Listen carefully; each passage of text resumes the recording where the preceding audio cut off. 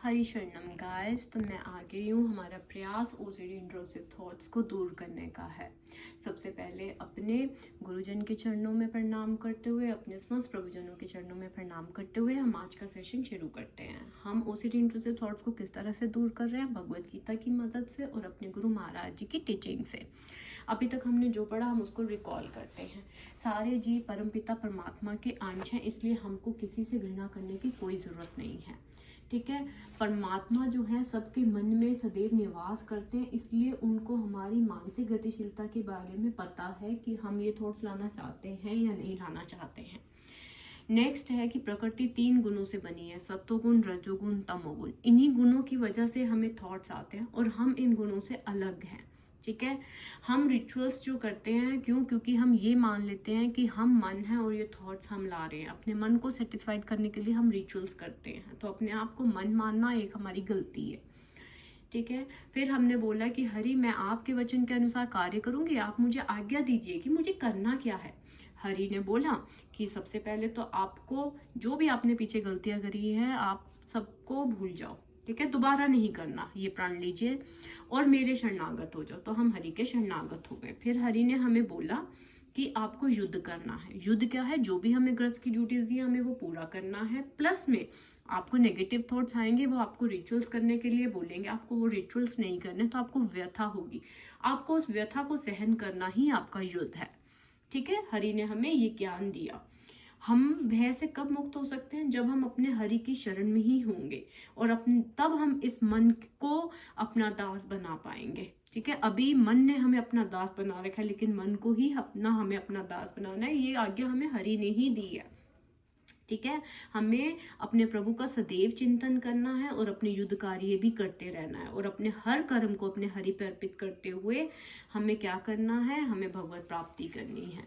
ठीक है, फिर हमें हरि ने बोला कि आपको आपका ये जो अज्ञान है ओसीडी की, अपने आप कि आप थॉट्स ला रहे हैं, आप मन हैं, ये सब अज्ञान को दूर करना है। और इस अज्ञान को कैसे दूर करेंगे, भगवत गीता के ज्ञान से दूर करेंगे कि आप मन नहीं है, ये थॉट्स आप नहीं ला रहे हो। ये थॉट्स जो हैं ये तमोगुण, सत्वगुण, रजोगुण, इन गुणों की वजह से आ रहे हैं। आप ये नहीं लाना चाहते, इसका आपका कोई लेना देना नहीं है। ठीक है, तो हमें क्या करना है, अपने इस इंद्रियों के वेग को सहन करना है, अपने अज्ञान को दूर करना है। अगर हम रिचुअल्स करते रहेंगे तो हम इंद्रिय विषयों के बंधन में बंध रहे हैं, तो हमें ये नहीं करना। हमें अपने मन की सहायता से ही अपना उद्धार करना ही करना है। फिर हमने डिसाइड किया था कि हम डे में 2 टाइम्स, एक मॉर्निंग और एक इवनिंग रिचुअल्स करेंगे। उसके बीच में जो भी थॉट्स आ रहे हैं हम उससे ये बोलेंगे कि मैं शाम को रिचुअल्स करूंगा। ठीक है, तो अब हम आगे बढ़ते हैं कि हम ये किस तरह से करें, हम कैसे मतलब कि ये सोचें कि हम मन नहीं हैं।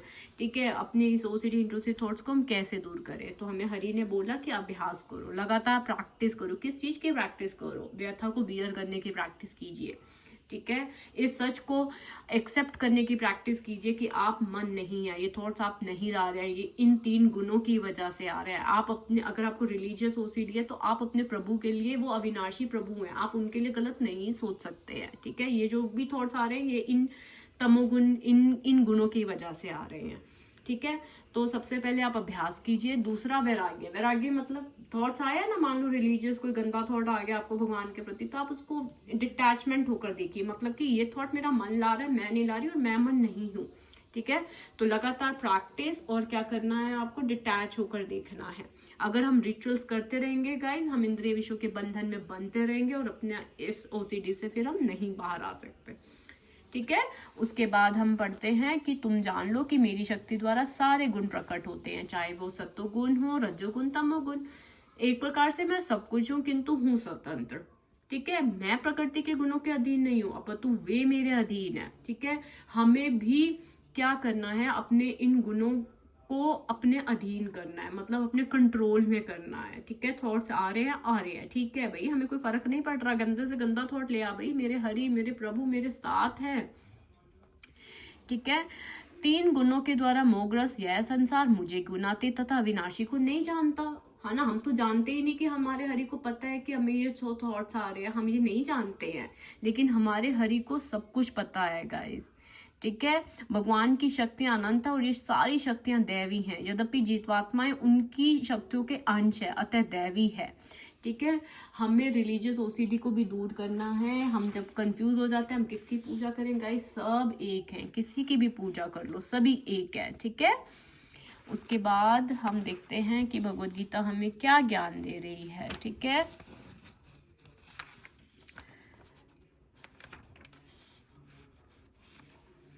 भक्तगण सदैव मेरे हृदय में वास करते हैं और मैं भक्तों के हृदय में वास करता हूँ। भक्त मेरे अतिरिक्त और कुछ नहीं जानता। मैं भक्त को कभी नहीं भूलता। मेरे तथा शुद्ध भक्तों के बीच घनिष्ठ संबंध रहता है। ज्ञानी शुद्ध भक्त कभी भी आध्यात्मिक संपर्क से दूर नहीं होते, अतः वे मुझे अत्यंत प्रिय है। इसलिए हमें अपने गुरु की बात को पालन करना चाहिए। गुरु ने ही बोला है कि मन की नहीं सुननी है, ठीक है। जीव के शरीर की बोलने की शक्ति, देखने की शक्ति, सुनने की शक्ति, सोचने की शक्ति ही प्रधान नहीं है। समस्त कार्यों का केंद्र बिंदु तो यह जीवन है, प्राण है। ईश्वर ने हर एक को स्वतंत्रता प्रदान की है। हृदय में परमात्मा स्वरूप स्थित भगवान उसके मनोभावों को जानकर ऐसी सुविधाएं प्रदान करते हैं। समस्त जीवों के परम पिता के रूप में वे उनकी स्वतंत्रता में हस्तक्षेप नहीं करते।